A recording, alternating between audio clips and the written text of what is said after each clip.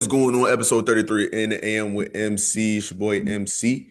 We're sitting here after the trade deadline. If you were a fan of the Golden State Warriors, you guys, Jeremiah Green actually survived the trade deadline, and he managed to also make the press conference about himself and the trade deadline in a game where he played lackluster, putting up that triple single like Charles Barkley likes to remark. And Draymond is in the twilight of his career. I believe that he's an MVP. Stop it. I believe that he is a Hall of Famer, and that's good for him, but it's over, buddy. Like, hang it up. Much was made about Klay Thompson's inefficiency while he was on the Warriors in his waning days, but I think that it was more so an issue about him not being a max player and him being in conversations about being a max player. They talk about him being the best two and them having the best backcourt. At one point, they had the highest scoring backcourt, and it wasn't like there wasn't a massive drop off between what him and Curry were producing. But when it came to, I think that's something that something that made a difference too. When Steph Curry went from splash brother number two to Steph Curry, like there was a 2 year stretch when you had Mark Jackson, then you went Luke Walton, then you went Steve Kerr, where essentially that's what emerged. Like you went from the Splash Brothers to the Steph Curry show, and this even persisted while Kevin Durant came and led the team in every scoring metric, um, other than 3 pointers. But he was a nightmare on the Warriors. I remember watching. I'm about I mean, lots of games in our living room years ago, but I just remember watching the what is it? The game where KD hit the game winner in Braun face. That game was nuts. Like, they like to act like that game didn't happen. They being super Braun, like the kind of guys who made the LeBron Merry Christmas theme song. You know what I'm saying? I love Braun as well, but they be going crazy. So, like, those kind of dudes, they like to act like that game did not happen. And I promise you, like, that was wild to watch KD just have his way with LeBron James, bro. Like, and you could talk about, oh, he got better looks because of the coverage Curry was getting. Well, with LeBron James guarding Curry, he hardly guards Stephen Curry. If you watch when he plays against the Warriors over the course of his career, bro, like, he hardly guards Curry. He goes out of his way not to because he's smart. He's not trying to get put on tape the way that Curry has put some of these cats on tape. And he's got Braun a couple times, just like Braun's gotten so many dudes a couple times. And inevitably, when you play, a score of times. But I mean, KD was frying LeBron James on the national stage in the NBA Finals. Can't be overstated, but lots of trades happen. I want to start with the Hawks. The Hawks acquired Buddy Hield. So, as we are talking about shooters, Buddy Hield is somebody that played for the Golden State Warriors in the past. He is a long way away from National Player of the Year at Oklahoma. Mind you, he was like 24 when he won that, but he had a pretty electric season for them. And the look that he had was pretty uniform around the time. There were a lot of people who kind of had their hair like that. I always like when it's like college basketball used to be so beautiful in a way where you would see a lot of people kind of get propped up through their ability to play basketball and their ability to make you feel while you watch them play basketball in ways that are just like interesting. And sometimes they're unconventional people that get the spotlight, and like Buddy Hield just kind of being like this. I mean, I don't want to dim down his athleticism. He was jumping out the gym at Oklahoma that last year, especially, but bucktooth kid and at a school like Oklahoma, which is not really known for hoops. Like, Trey Young happened to go there because he was over there. He made no sense to go anywhere else if you were going to go one and done. That was his rationale. And he went there and he had an electric season that people do not give him enough credit for. Austin Reeves went there after, going to whatever different school before, but Oklahoma's never really known for basketball. So for him to go there, and just do what he did. Like, I'll always kind of see him as that Buddy Hield. But I say all that to say, and he's got some pretty interesting scoring records to his name, like fastest to this and fastest to that. I think he's got almost 2,000 threes, if not like really, really close. He's probably got like 16 or 1,800. But at this point in his career, he's not a better shooter than Luke Kennard, and he is going to shoot at a higher volume. So if you're the Hawks and you're trying to win some games in the near future. I hope you're prepared for, some inefficient, like force the threes because they lost Trey Young. Jalen Johnson has the keys to the organization, but they still, to me, need a guy to initiate the offense who's not Jalen Johnson. I think he's shown that despite the fact that he is a clear LeBron disciple who's very good with the ball in his hands, he can't have the ball in his hands every single possession and initiate offense every single possession. And so you need a couple of other guys that can do that. I don't think that Kennard or Buddy Hield is the guy to do that. Buddy Hield at this stage in his career, but I think that they're like an initiator away from being a serious team. They still got Dyson Daniels, who is to me the best defender in the league. He just is. His instincts are crazy. He's twitchy. He's got a great frame. Like he's just a nice dude. Defensively, the Great Barrier Thief. Okay, I don't like Simons leaving the Celtics. That's a financial commitment to Peyton Pritchard and Jordan Walsh, two guys who are homegrown Celtics, both spent substantial time on the G League organization. I think their G League organization is the main Red Claws or something like that. But they are both guys that are homegrown dudes that will die for Missoula. I mean, guys who understand what Missoula is about. And I think that Simons fit in with their culture. I don't. This is not at all a move that says you didn't do enough for us, and it sucks because I saw a story about the human element of it, right? His children having to move and making friends with the other players' children on the team, and Simons is a Damian Lillard Damian Lillard clone, like almost to a T. He just doesn't shoot the ball that much. I mean, he averages like 19 or 20, 22 or something like that. But if he was just like the guy in the offense, he could average like 30 easy. He just gets bucks. And I think he was playing Missoula ball. And this is just again a commitment to Pritchard and Walsh on the financial end because I think Simons got a max from the Blazers and then was traded. And so a portion of that salary the Blazers were paying, then a portion the Celtics were paying. But and it wasn't that crazy of a swap for them because obviously they were shipping out Drew Holiday, but you have to pay Pritchard more because of what you're asking him to do offensively right now. And then Jordan Walsh, him and Luka Garza and all these dudes who are just kind of nobody, Sam Hauser, these guys who were just kind of regular, being used effectively in Missoula ball, and they just have to chug on without him. It's unfortunate. I really, really, really enjoy watching Anthony Simons play hoops. So he's out of there. The Rockets did not make a move. I thought that Tari Eason was a goner. I think Jabari Smith should be a goner. If they're gonna trade Jalen Green, a guy who I really was convinced was gonna have the keys to the organization, I would not understand why you wouldn't trade Jabari Smith. I mean, I understand him being around Kevin Durant, and so you think that the game is going to rub off on it, similar body types and so and so.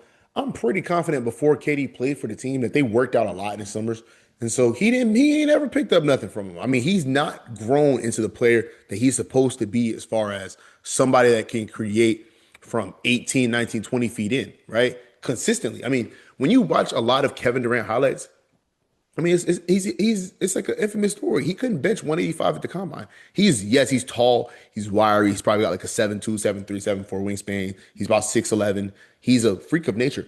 But he puts the ball in the cup on 1, 2, 3 dribble moves, on crossovers right in front of his face, right in front of your face. On He doesn't really pump fake drive like that, but he gets to the cup in transition and he can dunk. He's tall, right? But like I said, he's doing these 1, 2, 3 dribble pull-ups and these cross kind of work tempo, right? Like he's a tempo basketball player. And Jabari Smith is not fluid in the way that Kevin Durant is. Having been around him, I think that his time is up. I think Smith and Eason could have been packaged alongside maybe somebody else for Trey Murphy. The problem is if you trade Trey Murphy and you are the Pelicans, you are idiots. But it's also like, what are you getting back? I think he is one of the best young assets in the league that doesn't really get discussed. He's 6'10" and he shoots 40% from three. He participated in a dunk contest and he jumps out the gym.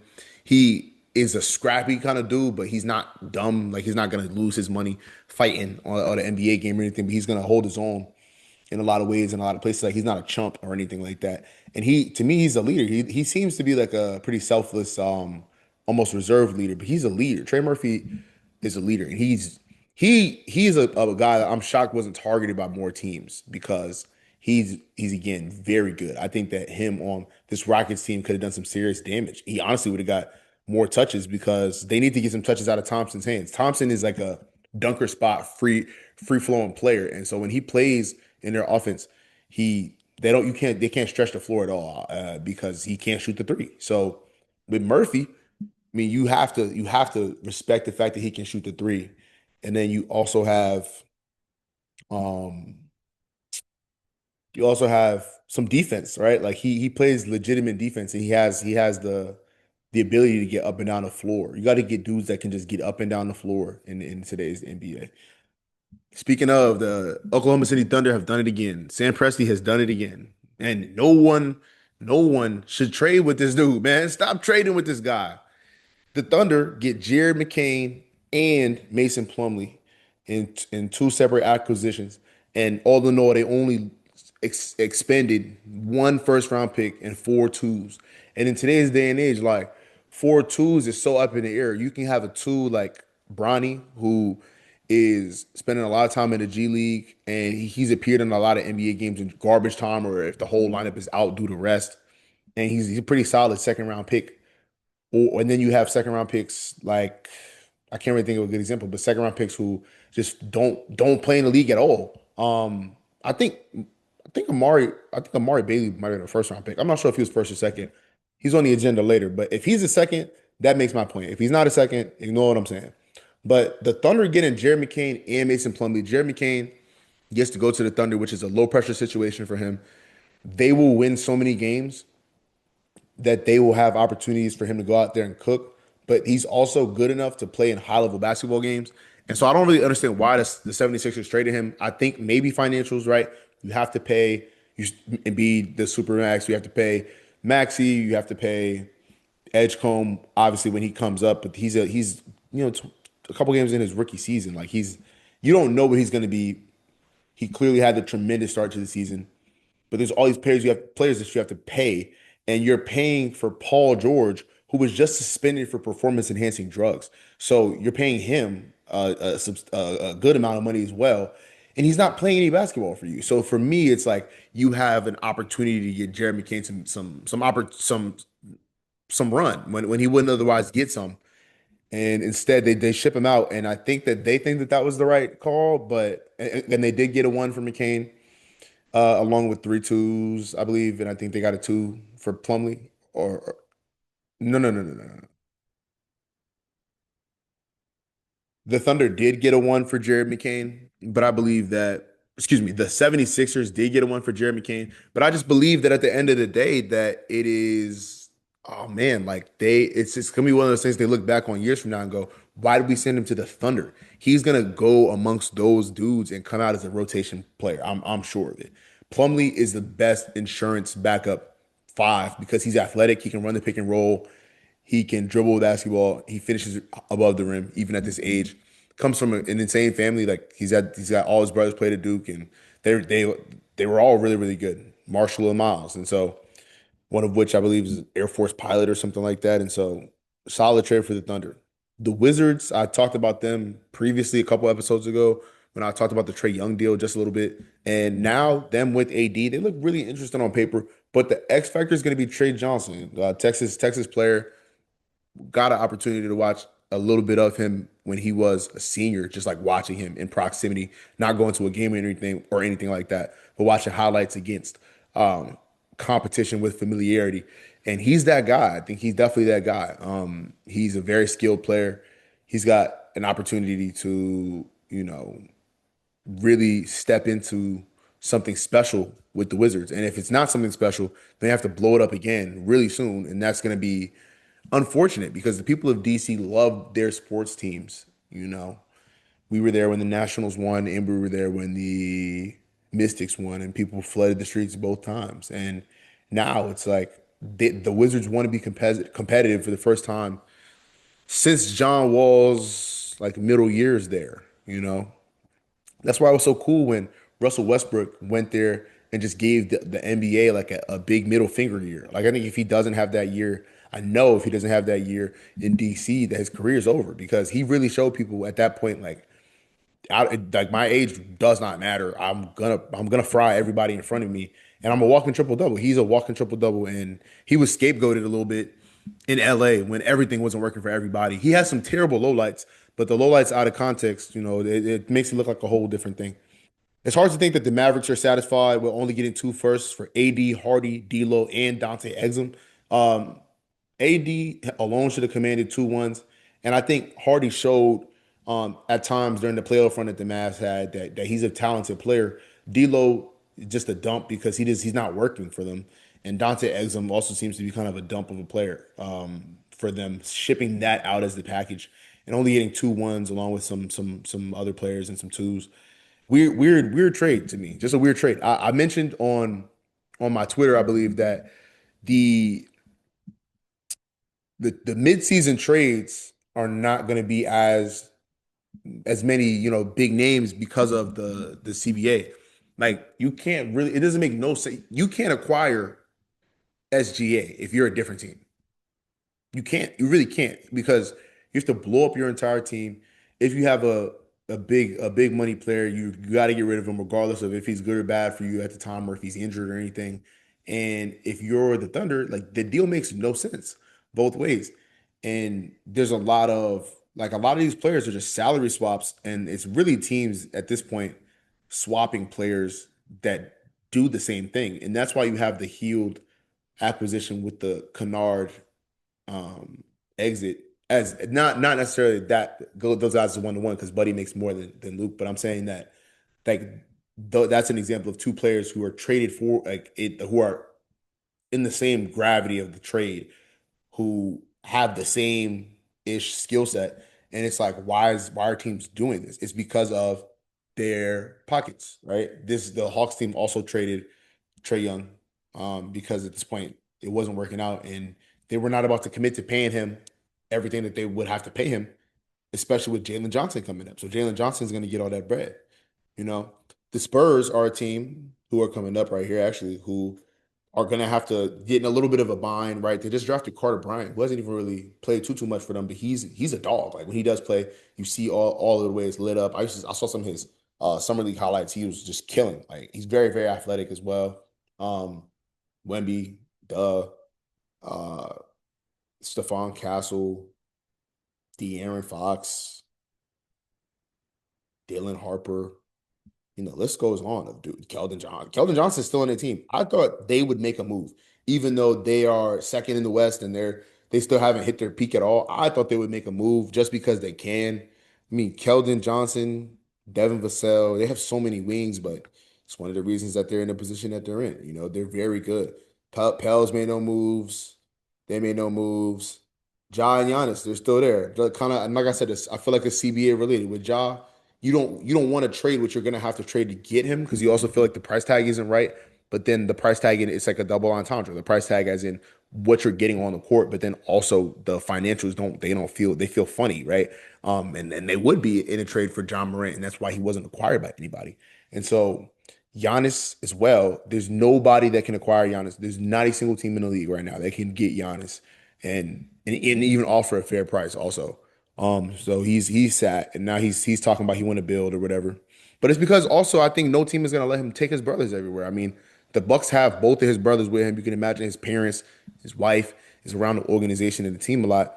And that's not a shock to him, but everyone wants to go, where everybody knows your name. Like you want to show up and have people be like, "Oh, what's up?" and you want your kids to grow up around that, and you never see what that can yield. I mean, Mike Shanahan um, of the Kyle Shanahan family, I was losing it there, but Mike Shanahan really put his whole family on for life. Like when you think about it, I mean, Kyle Shanahan is getting to it right now. He ain't getting no younger. His sons won't follow him, and it's a whole situation. It's a whole like these people are really creating generational wealth. And so you just never know with Giannis, like what team is gonna let him kind of be the Giannis that he wants because that makes him comfortable.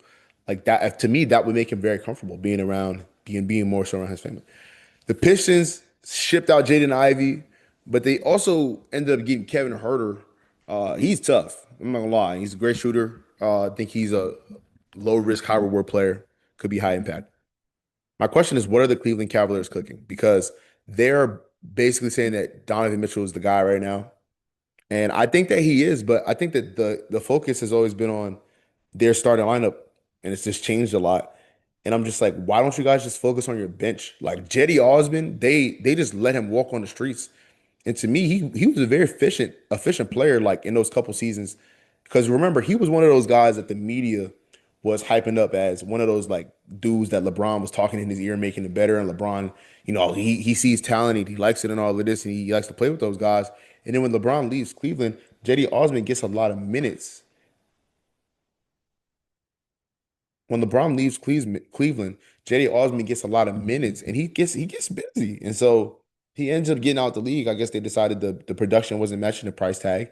And he still plays a lot of international ball. And I still see him every now and then. And I go, man, this guy should be in the league. Like he was on those 2016 and 2017 Cavs and I think maybe 18 Cavs teams. He was getting to it.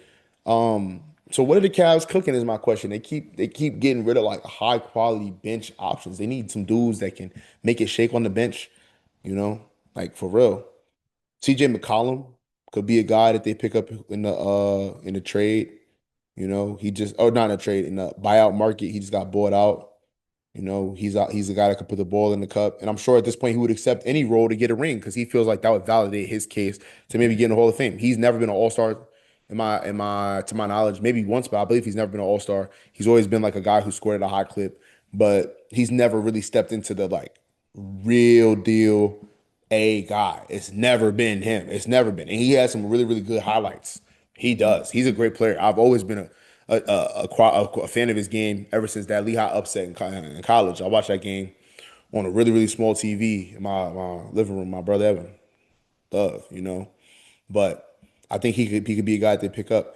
Kaminga's finally gone for the Wizards, but they did get Kristaps Porzingis. I'm interested to see, and they got Horford too. I think somehow I'm interested to see what that looks like, but it matters if Kristaps is still pulling them 40-foot threes, Like he has to run. Like I don't think him at 7'2" is equipped for the game that they play because Trace Jackson Davis wasn't equipped for the game that they play. And he's a very skilled left-handed big at 7 feet. And he wasn't able to play the game that they play. So I feel like Draymond should have been just shipped out, but they're gonna have to live with this Porzingis joint. Jose Alvarado to the Knicks, hometown guy. I think he played for like Christ the King or something crazy like that. But for him to, or like Cardozo, but for him to be back on stateside on a hometown team, I think he's going to be re-energized. I think this is could be what the Knicks need to kind of get over the hump and to go in the finals and to make people feel the weight of Madison Square Garden. Like JB's got to win one, Cat's got to win one, Mikal Bridges, all of these guys got to win, but they all deserve to. They deserve to. And I think that carrying the weight of New York is just a lot. Like they also, I mean, they made winning time partly because Reggie Miller's frying New York. As good as Reggie Miller was, like his legacy is unfortunately being erased before we speak because of Stephen Curry, both as the individual and because he led to all these other cats shooting threes at a crazy clip. So now you look at the all-time list. I mean, Steph Curry passing Reggie Miller was a massive. Excuse me, Ray Allen passing Reggie Miller, and then Steph Curry passing Ray Allen was a massive deal, massive deal.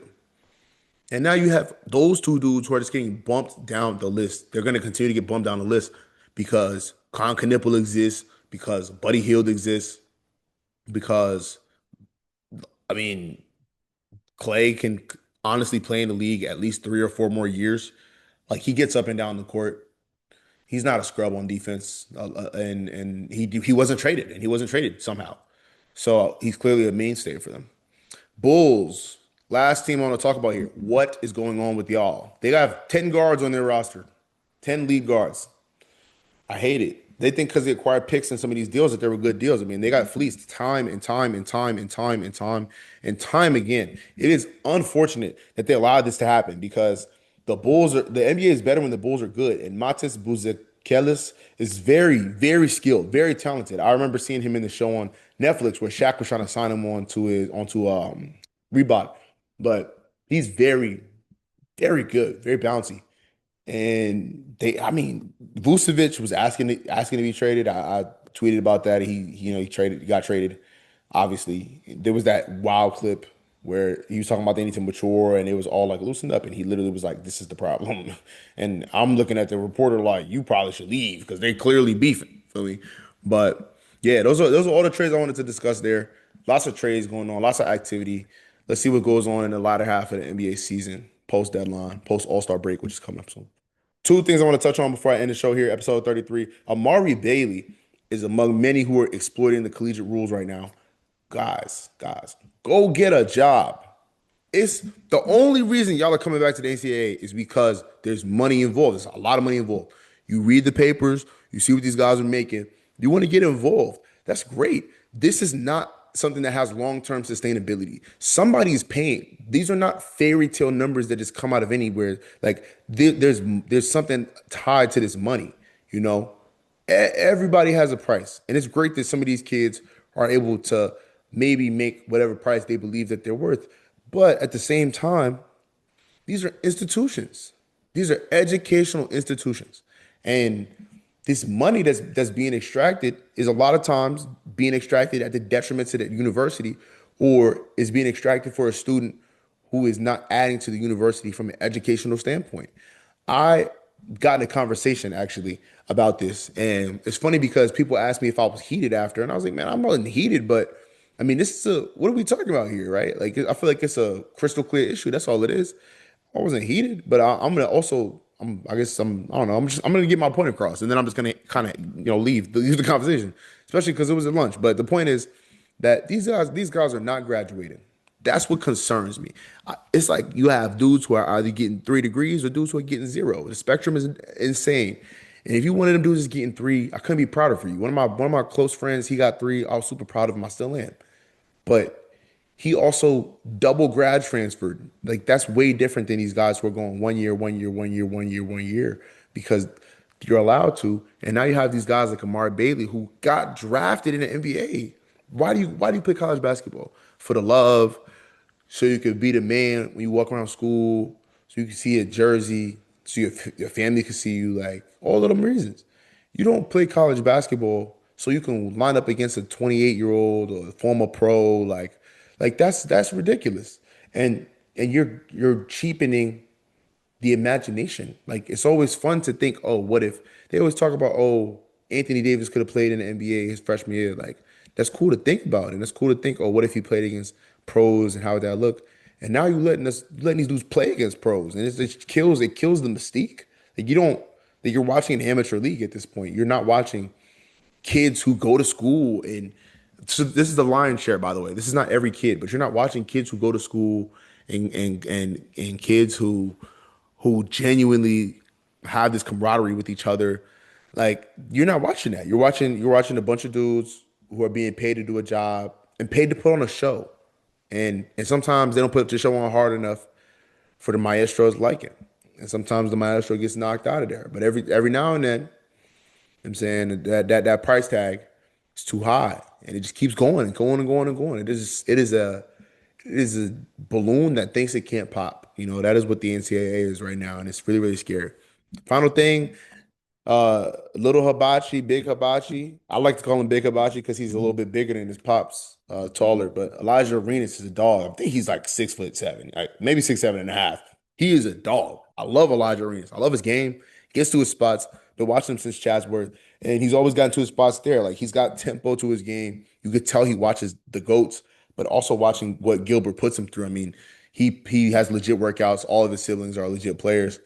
And I think that he might be a one and done, but I want him to play 1 year. I want him to get a full year in his bed. He had a very, very, very long year, unfortunately. But he's been able to play and it's been beautiful to watch. And I hope that he goes back to the NCAA. And USC seems like a dream school for him. But who knows? Who knows what the future holds? Episode 33, this is filmed on Thursday, February 5th. Super Bowl coming up. I picked the Seahawks by like 2 scores, maybe. Let me know who y'all got in the comments. Doses.